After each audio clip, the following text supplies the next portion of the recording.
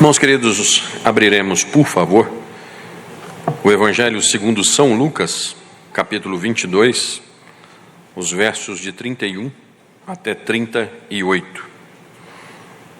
Evangelho segundo Lucas, capítulo 22, os versos de 31 até 38.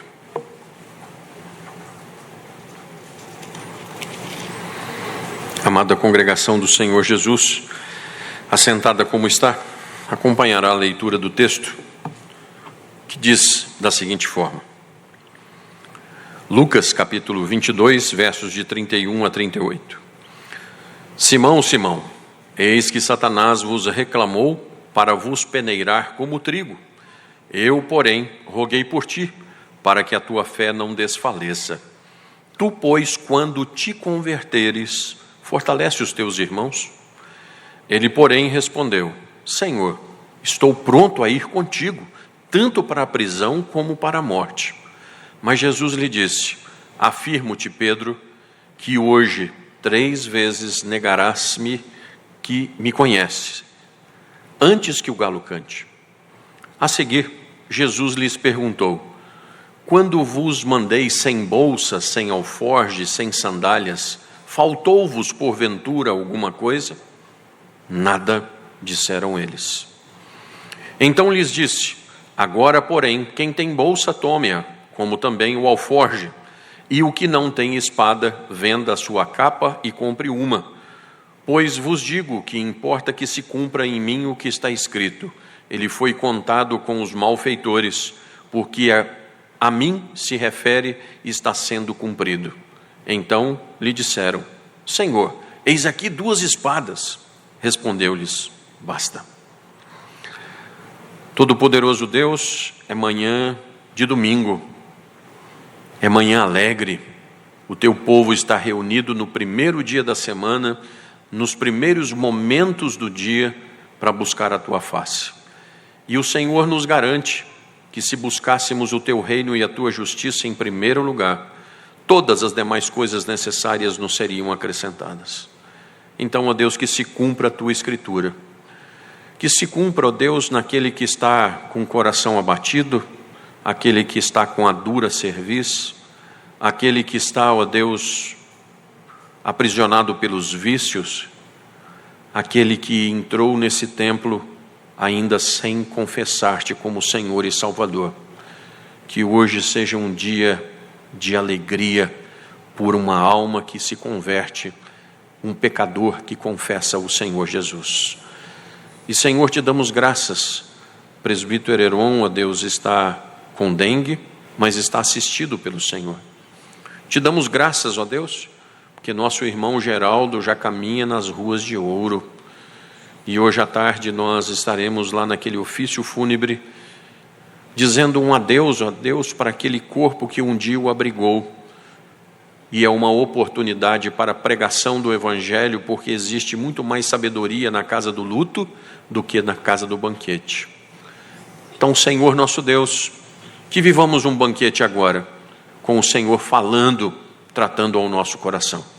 Oramos em nome de Jesus. Amém, ó Pai.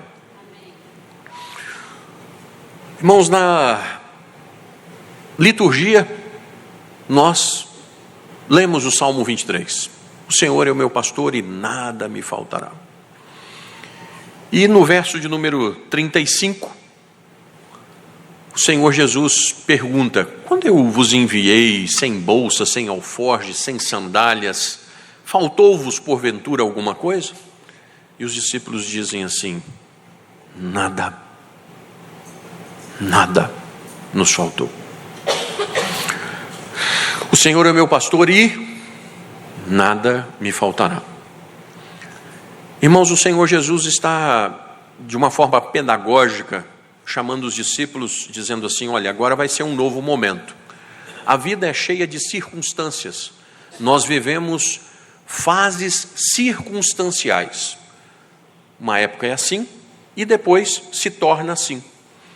Mas uma coisa que Deus sempre nos chama é parar e, ao olhar para trás, faltou alguma coisa? E se não faltou alguma coisa, o Senhor é o meu pastor e nada me faltará. Deus mudou de ontem, de anteontem, para agora? Não. Então, o que Ele continua fazendo, o fará até o último dia. Mas, irmãos, isso tem que saltar do conhecimento bíblico daqui para cá. Isso tem que fazer diferença na nossa vida.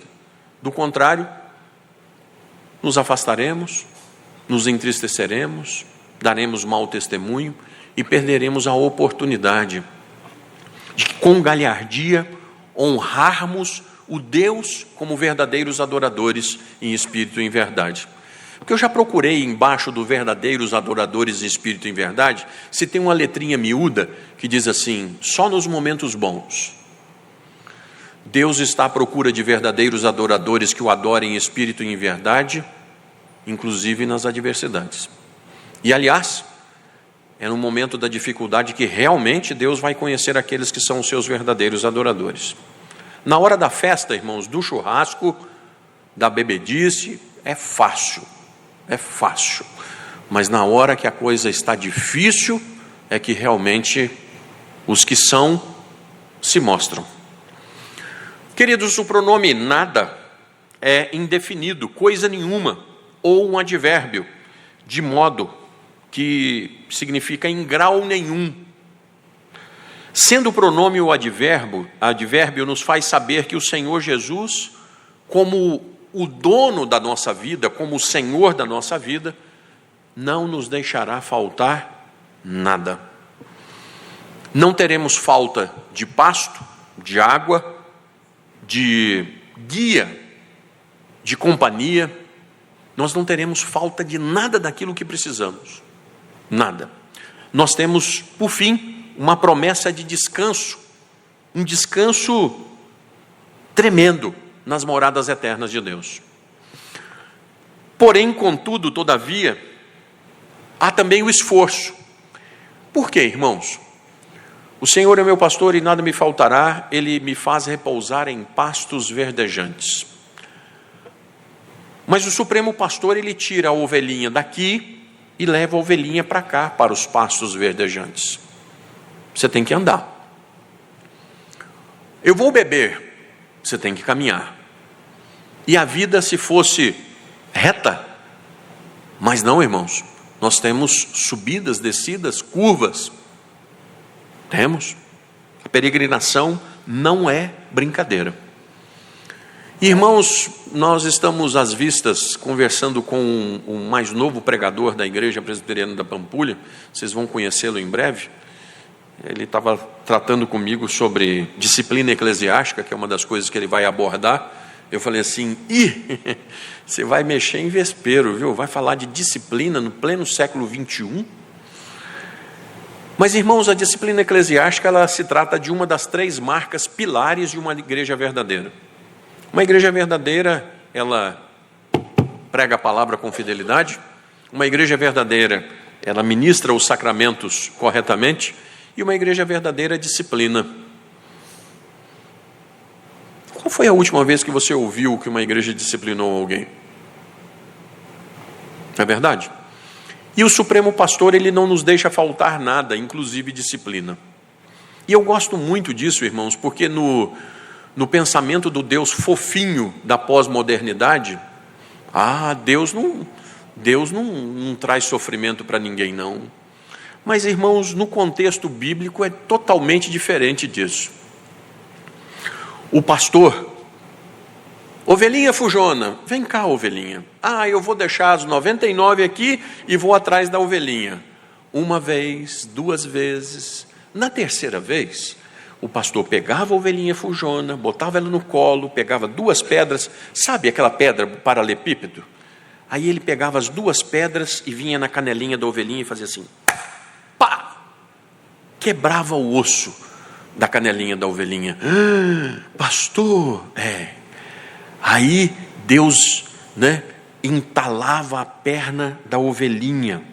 O pastor entalava, colocava 2 paus assim, acertava o osso direitinho, enrolava, mas a ovelhinha não podia andar. Aí o pastor carregava a ovelhinha botava no pasto verdejante, botava para beber água, porque a ovelha é um bicho tão teimoso que nem beber água direito pode. Se você deixar, ela afoga. Então, o pastor carregando a ovelhinha para o melhor pasto, para a melhor água, e sempre do lado do pastor, o lugar mais seguro. A ovelhinha sarava. E depois que a ovelhinha sarou, nunca mais ela saía do lado do pastor. Ela aprendeu que aquele era o melhor lugar para estar. Depois que a canela foi quebrada. Disciplina. O Senhor é o meu pastor e nada me faltará. Irmãos, o que nos diferencia, de fato, das pessoas que estão lá fora, nos momentos das dificuldades? O que nos diferencia? Primeiro, irmãos, nós não estamos sozinhos. O Senhor é meu pastor e nada me faltará, ainda que eu ande pelo vale da sombra da morte, tu estás comigo. Tua vara e teu cajado me consolam. E eis que estou convosco todos os dias até a consumação dos séculos. Uma das piores coisas para o ser humano é se sentir solitário. Solidão é terrível. No momento da dor, não estamos sozinhos. Em segundo lugar, nós temos um Deus que é todo-poderoso, e temos estudado a respeito do Senhor Jesus. Ele é capaz de transformar todas as coisas difíceis em bem. Sabemos, pois, que todas as coisas, absolutamente todas as coisas, cooperam para o bem daqueles que amam a Deus. Em terceiro lugar, irmãos, nós passamos pelas dificuldades. De passagem, nós não somos daqui. Irmãos, eu preparando o sermão que vou pregar daqui a pouquinho lá no ofício do Sr. Geraldo, né? Que delícia, que delícia. Tem gente que olha para mim e fala assim: puxa vida, pastor, o homem morreu, você está feliz? Mas estou feliz demais, irmãos. O Sr. Geraldo vai me fazer uma falta, uma das pessoas mais alegres que eu visitava. Mas eu sei onde ele está.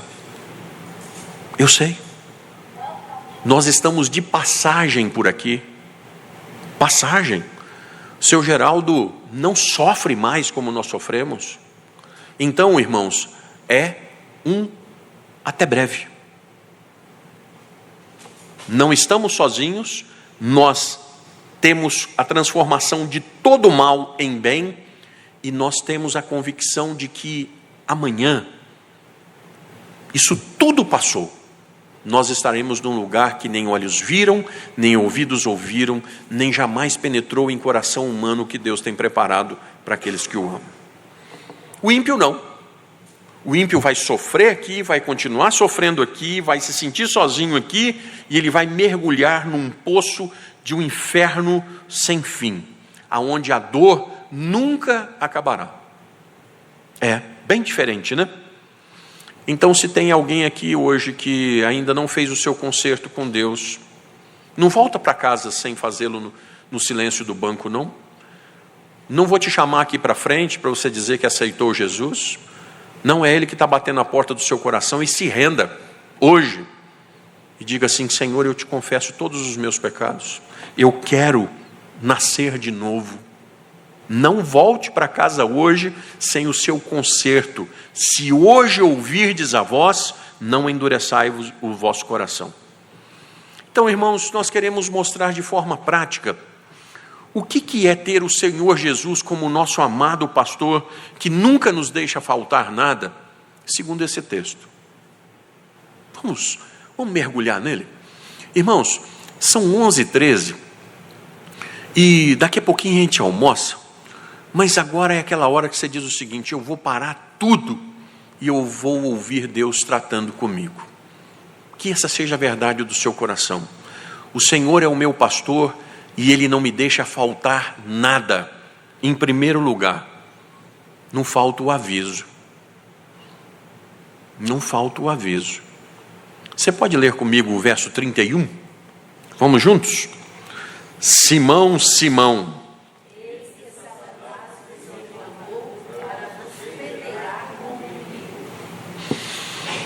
gente, lá em casa é mais ou menos assim: Kemily, Jéssica, fechou o tempo. Quando chama os dois nomes, Fabrício, Lucas, né? Nome composto é dose. E o Senhor Jesus usa o antigo nome de Pedro. Ele não está chamando Pedro, ele está voltando na essência e dizendo assim: Simão, Simão, a coisa apertou. O trem ficou feio, como diz o mineiro, né? Então, irmãos, o contexto sugere que Pedro pode ter sido um dos participantes naquela famosa discussão. Versos 22 e 24, dá uma olhadinha o verso 24. Aliás, quer saber? Vamos ler juntos? Verso 24, vamos lá? Suscitaram também...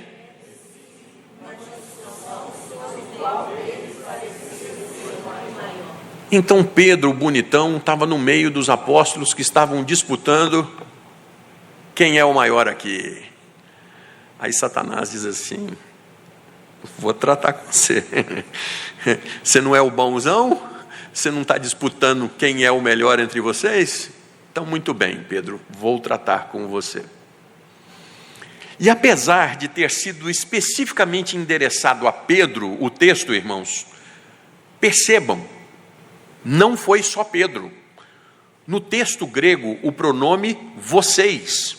E, veja aí no verso de número 31, Satanás vos reclamou. Então, Satanás disse assim: esse povo que está disputando aí, quem são os melhores entre eles, eu vou tratar com eles, mas eu vou tratar sobretudo com aquele que acha que é o melhor de todos. Meio de igreja, irmãos, não é para a gente ficar achando que é melhor do que os outros, não. Porque na hora que você começar a achar que você é muito grande, você vai precisar cair um pouquinho para diminuir, né? Cuidado, hein? Muito bem. Matthew Henry, comentando esse texto, ele diz que Satanás tinha acusado os discípulos diante de Deus de serem mercenários ao seguirem a Cristo, dizendo que eles queriam melhorar de vida. Aí, ó, são galileus, que agora estão andando pelo país inteiro para melhorar de vida. Ele está acusando os discípulos de Cristo do mesmo jeito que ele tinha acusado Jó. Mesma coisa. Disse Deus: não, eles são homens honestos e íntegros. Dê-me permissão para tentá-los, de Satanás, e Pedro em especial. Ele desejou tê-los para poder testá-los, para que pudesse mostrar que eles eram palha e não trigo. Seu Jaime já arruou o café, irmãos, e passando ali pelo norte do Espírito Santo, quanto terreiro de café, Conilon, mas quanta coisa, não é arábica lá não, viu, Marmindo? É Conilon, mas quanto café. E o café, ele antigamente era secado num terreiro na frente da casa. Hoje tem os silos, né?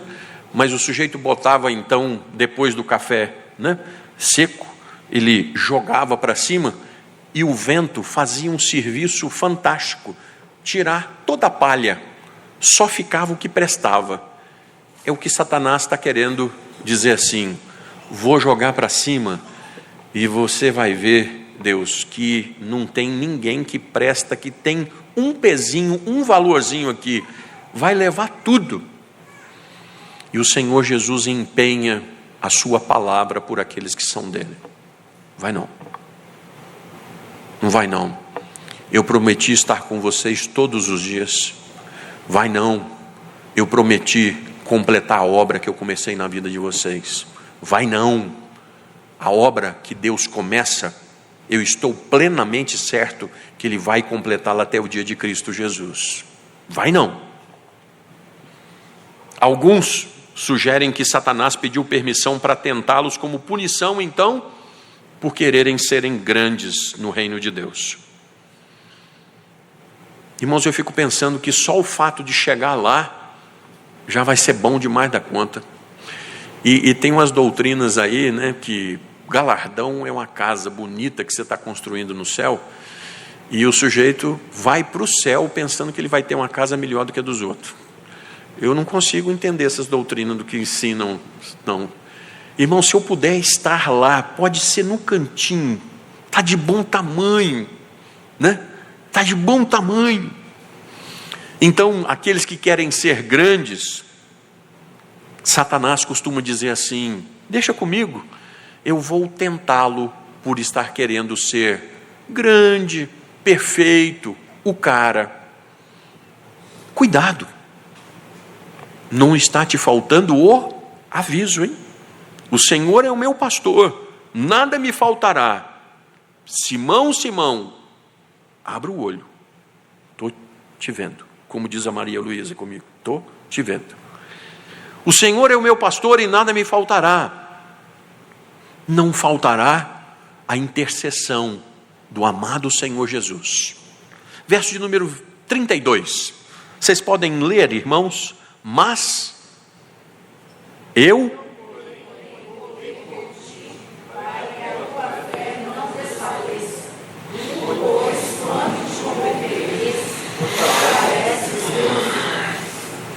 irmãos, que texto profundo, que texto maravilhoso. Satanás pediu para chacoalhar todos aqui, palha, levar todos. Mas eu orei por você, Pedro. Eu orei por você, Pedro. Percebe? Irmãos, é gostoso, né? A gente chega aqui, somos irmãos, somos filhos de Deus, co-herdeiros com Cristo, todo mundo. Mas nós somos particulares para Deus. Deus te conhece pelo nome, Deus sabe do mais íntimo do seu coração e Ele te trata dessa forma particular. Satanás pediu para poder passar uma vassoura aqui e tal, mas o meu papo é com você. Eu pedi por você.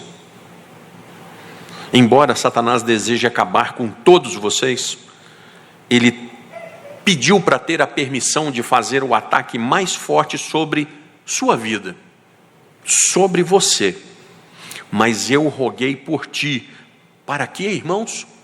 Dá uma olhadinha no texto. Para que a tua fé...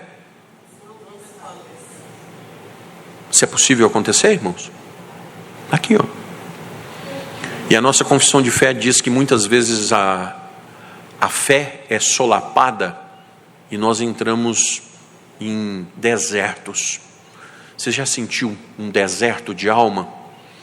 Quando você não consegue escutar, quando você ora e parece que não passa do teto, quando está aquele silêncio terrível. Se a fé for mantida no momento de tentação, que bênção! Nós podemos enfrentar o que for. O Senhor é meu pastor e nada me faltará. São inimigos? Unge-me a cabeça com óleo. É vale da sombra da morte? Estou nem aí, a tua vara e o teu cajado me consolam, porque tu estás comigo. Mas, irmãos, se a fé vacilar, então é o seguinte, irmãos, com Deus nós podemos. Sem Deus eu não gosto nem de pensar o que se torna a minha vida e a minha expectativa.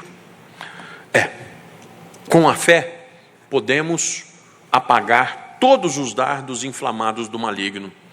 Pedro falhou miseravelmente, mas sua fé nunca acabou. Nunca acabou.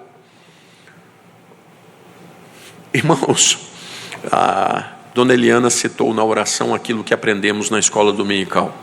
Como seres humanos, nós não temos vergonha de errar. Mas na hora que você erra, você fica com vergonha de voltar atrás. O bicho complicado. Mas não é o caso de Pedro, irmãos. Pedro negou, Pedro traiu o Senhor Jesus. Chega uma mulher lá de manhã cedo e fala assim: o Senhor está vivo, tá?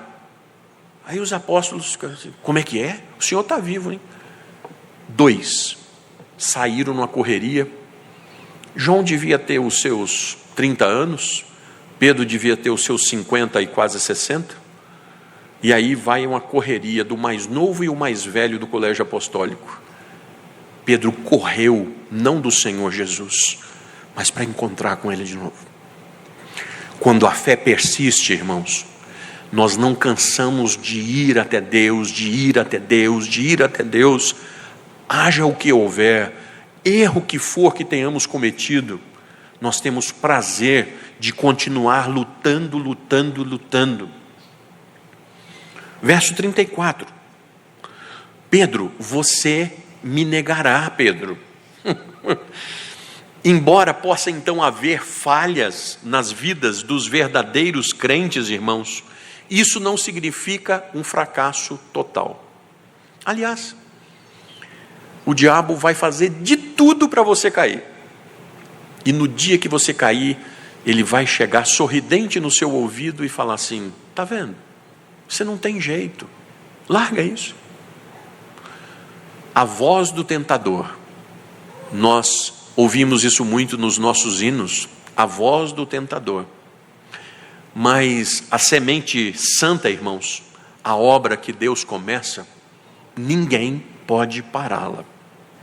E é devido à mediação e à intercessão de Jesus que os seus discípulos saem lá na frente, nos momentos de prova, nos momentos que a fé vacila, nos momentos de traição.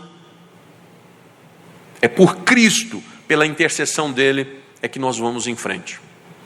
O quanto nós amamos o Senhor Jesus. O quanto. A intercessão dele não é apenas genérica, por todos os que creem, mas é também por alguns em especial. Eu roguei por ti.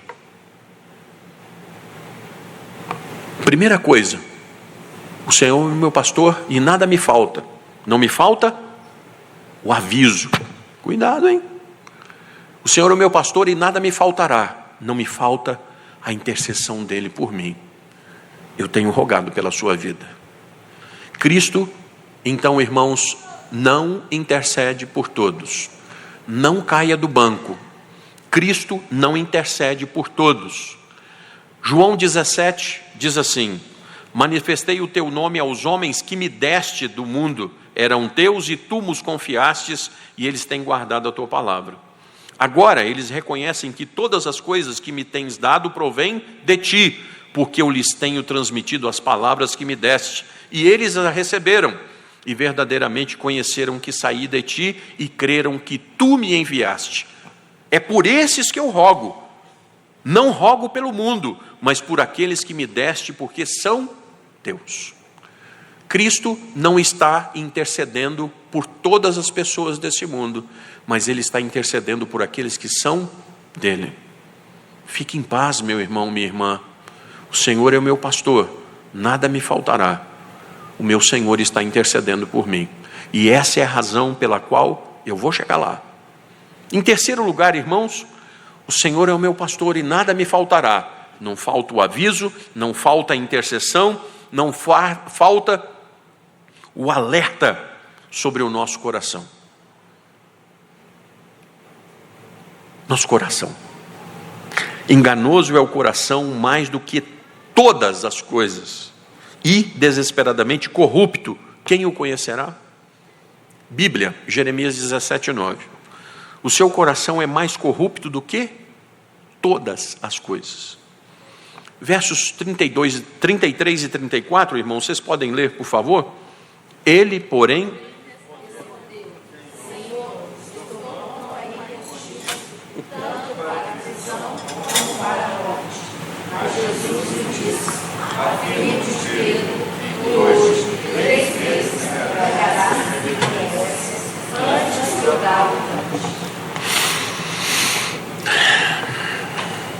irmãos, todos os verdadeiros discípulos querem seguir o Senhor Jesus. Não, Senhor, deixa comigo.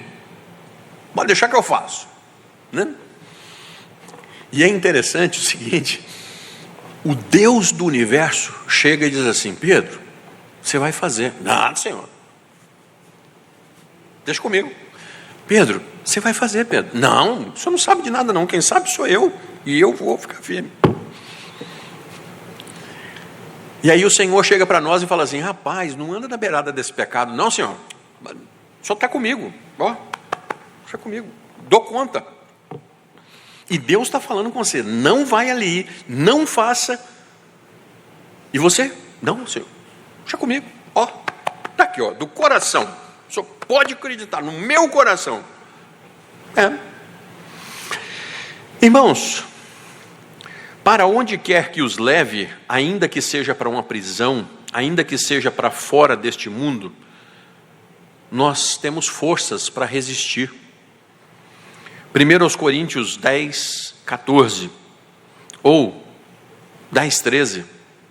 Não vos sobreveio tentação que não fosse humana, mas junto com a prova, Deus é fiel e vos proverá o livramento, de forma que a possais suportar. Irmãos, se Deus nos dá condições, é porque Ele nos deu a missão. Vai e faça. Eu estou te dando as condições para fazer. Isso é maravilhoso. Você recebe a missão e as condições para fazer. A predição expressa de Cristo de que Pedro iria negá-lo 3 vezes, verso 34, digo-te, Pedro, você não conhece o seu próprio coração, mas é preciso que você seja deixado à sua própria sorte por algum tempo, para você saber quem é você de verdade. Em palavras da juventude, você precisa passar por isso para você baixar sua bola. As Escrituras dizem que Deus levou o povo para o deserto para os provar, para que eles soubessem o que estava no coração deles. Não é para que Deus soubesse, não. É para que o povo soubesse quem eles eram. Então, irmãos, nós nos julgamos muito bons, né? Eu sou muito bom. Mas de vez em quando, no momento de angústia, de ira, você fala coisas e você faz coisas que você diz assim: como eu pude fazer isso? Senhor, como é que eu pude te negar 3 vezes? Irmãos, isso é tão simples. Orai e vigiai. Aliás, o verso começa com vigia primeiro e ora depois. Quem é que pode cair, irmãos? Então tá bom. Observe que o Senhor nos conhece melhor do que nós mesmos e conhece o mal que há em nós e que será feito por nós, do qual Pedro suspeitava que ele fosse fazer isso, irmãos? De jeito nenhum. É bom para nós que Cristo saiba que nós sejamos fracos. Claro.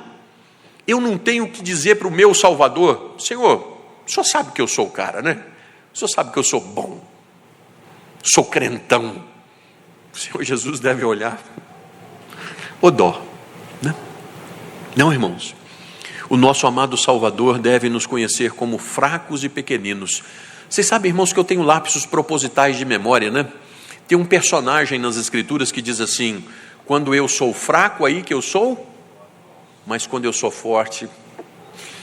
É porque todas as vezes que o apóstolo Paulo se sentia fraco, irmãos, ele dependia completamente de Deus. E todas as vezes que nós dependemos completamente de Deus, jamais seremos envergonhados. Mas quando eu falar assim, resolvo na força do meu braço, aí Deus diz assim: vou deixar para você ver. Vai, canelinha quebrada, vai. Irmãos, o Senhor é meu pastor e nada me faltará. Não me faltará lembrar da provisão. Verso de número 35, irmãos, vamos juntos? No verso de número 35, a seguir, Jesus lhes perguntou: quando vos mandei sem bolsa,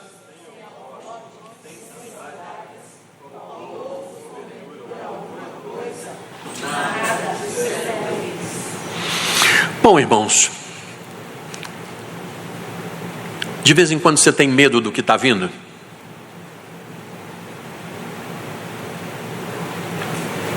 Pastor, o negócio lá em casa não está fácil. Pode dar até separação. Pastor, o negócio lá em casa não está fácil. Pode dar rompimento na família. Pastor, o negócio lá em casa não está fácil e os investimentos foram embora e acabou o dinheiro e... Se permita ouvir a voz do Salvador, que vem de volta e diz assim: quando eu te mandei sem nada, te faltou alguma coisa? Procure guardar isso no seu coração. Mesmo quando você não tinha nada, nem alforje, nem nada, te faltou alguma coisa? Nada, disseram eles. Se não faltou, vai faltar? Eu vou mudar? Irmãos, o mestre reconhece que tinha enviado os seus discípulos numa condição de pobreza, sem nada, descalços, sem bolsa, sem dinheiro, porque ele queria ensiná-los que ele era o provedor. Deus proverá. Nós já passamos por alguns momentos desses na vida, né? Aprendemos quando não tínhamos nada. De repente aparece alguma coisa, não sei de onde, você fala assim, nossa, sorte, né? Deus foi nos provendo durante toda a nossa vida. Porque vai chegar uma hora que Ele vai falar assim, agora é a hora de colocar em prática o que vocês aprenderam. O Senhor Jesus é bom frequentemente e nos chama a revisar as suas providências todos os dias para continuar dando ações de graças, como nós cantamos nos hinos 62 e 63 que cantamos aqui hoje. Deus nos ajudará quando Ele colocar na prova, irmãos, e nós olharmos para a prova e dissermos assim, igualzinha àquela que eu já passei ali, ou mais difícil do que eu passei, mas se o Senhor fez aquela ali, por que Ele não pode resolver essa aqui? Nós estamos sendo trabalhados no cadinho da aprovação de Deus, estamos sendo. Irmãos, nós somos bem guiados, e não devemos reclamar, mas sermos gratos.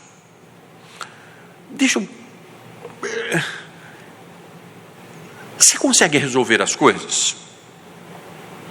Então, vamos fazer o seguinte, você vai se preocupar com aquilo que você pode resolver. A panela do almoço, vai lavar, porque você pode lavar a panela do almoço. Agora, o amanhã, sobre o que vai ser colocado dentro dessa panela, é o Senhor que vai colocar lá. Então, você vai se preocupar naquilo que você alcança, mas naquilo que é provisão de Deus, você vai simplesmente dizer para a sua alma, o Senhor é o meu pastor e nada me faltará.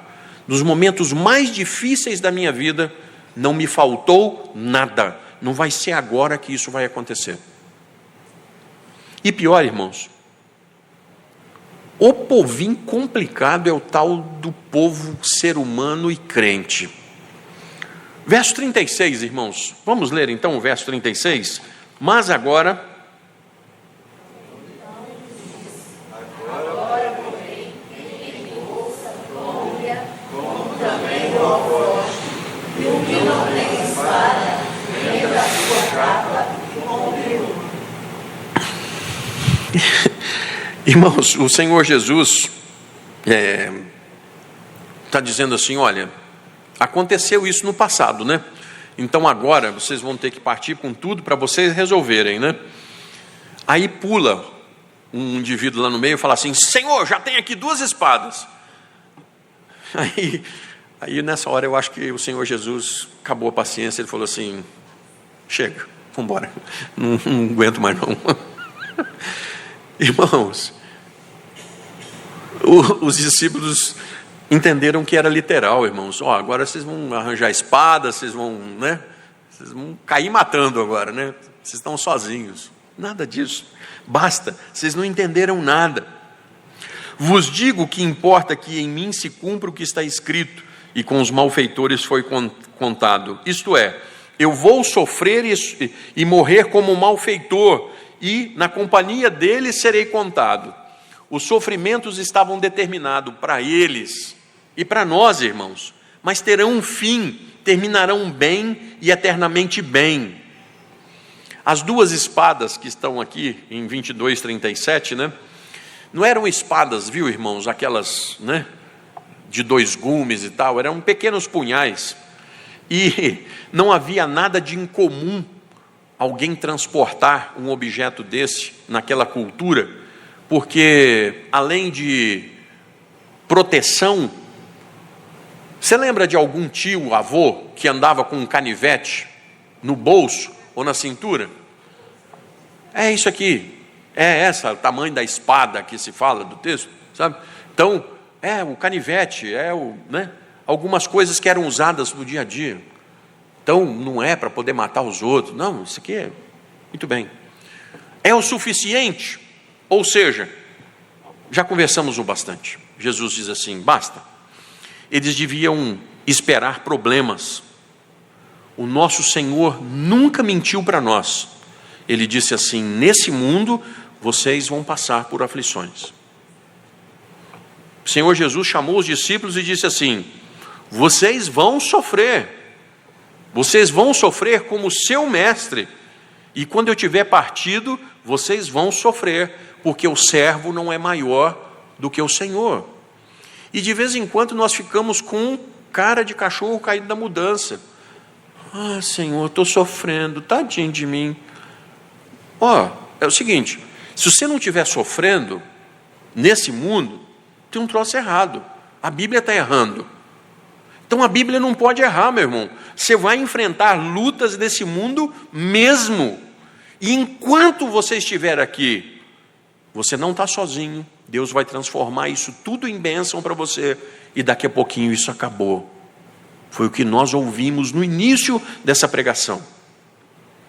Nos armar com a expectativa de problemas, para que não seja uma surpresa, é uma santa resignação, irmãos. Lá em casa eu sempre falei isso com a Elaine e com os meninos. Estamos vivendo um momento de crista da onda. Está tudo bem. Segura. Segura porque vai vir. Não esbanje, não fique de peito aberto, cara para cima. Cuidado, não baixa a guarda. Você vai levar pancada. Então, irmãos, nós devemos tratar todas as coisas julgando tudo segundo as Escrituras. Cuidado com os nossos tempos. Os discípulos investigam e veem que eles têm armas, então. E eles descobrem que tinham 2 espadas, das quais uma era de Pedro, para variar. Uma era de Pedro. Os galileus normalmente usavam essas espadas. Cristo não usava nenhuma, né? Mas ele não era contrário a isso. E ele dá a entender o quão pouco desejava que eles dependessem delas. Quando alguém falou assim, 2, eles estavam em quantos ali, irmãos? No mínimo 13. 2. Jesus falou assim, tá bom. As 2 espadas não eram suficientes, mas eram suficientes para quem não precisa de nenhuma.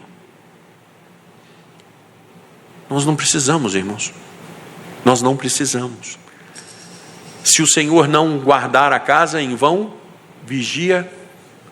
Se o Senhor não edificar a casa, em vão trabalham os que aos seus amados ele os dá enquanto o Senhor é o meu pastor então, Senhor, eu quero te agradecer.